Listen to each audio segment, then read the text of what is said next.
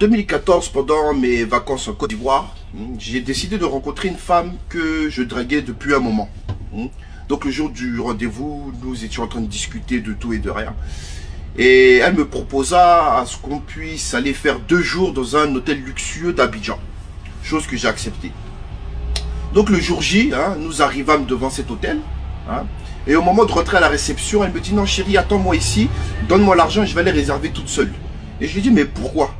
Elle me dit non parce que, tu sais, les réceptionnistes ont tendance à augmenter les tarifs des chambres quand ils voient les benguistes ou bien les étrangers. Donc je fais, ah oui, je dis c'est vrai, mais t'es intelligente ma chérie. Donc je lui dis, ok, donc la chambre fait combien la nuit? Elle me dit non, c'est 100 000 francs CFA. Donc comme on était censé faire 2 jours, je lui donne 200 000 francs CFA. Elle rentre, elle va réserver, elle revient. Elle me dit, ah chérie, c'est bon, on peut rentrer, j'ai réservé. Donc arrivée dans la chambre, elle dépose son sac à main, sa petite valisette. Et moi je m'approche d'elle pour lui faire un câlin. Elle me dit non chérie, calme-toi, on a 2 jours, on a tout le temps. Je vais aller prendre ma douche.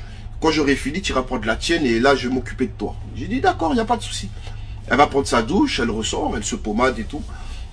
Donc à mon tour de rentrer dans la douche, et elle m'interpelle. Elle me dit, ah chérie, avant que tu prennes ta douche, s'il te plaît, est-ce qu'on peut prendre le service champagne? Tu verras, c'est vraiment un très bon champagne. Donc, je lui dis, bah ok, ça fait combien? Elle me dit 80 000. Je compte les 80 000 et je lui donne.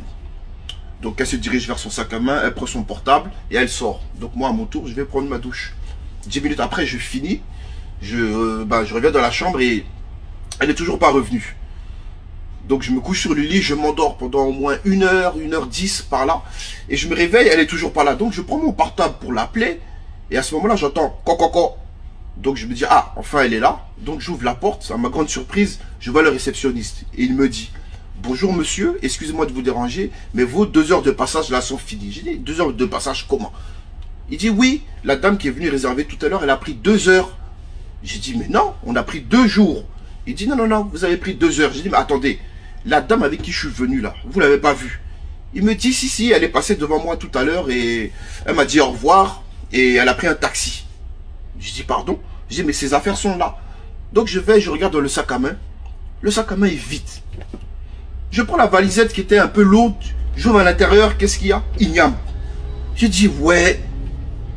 Je regarde le réceptionniste. Le réceptionniste me regarde. Lui et moi là, on a commencé à applaudir. J'ai dit ouais femme.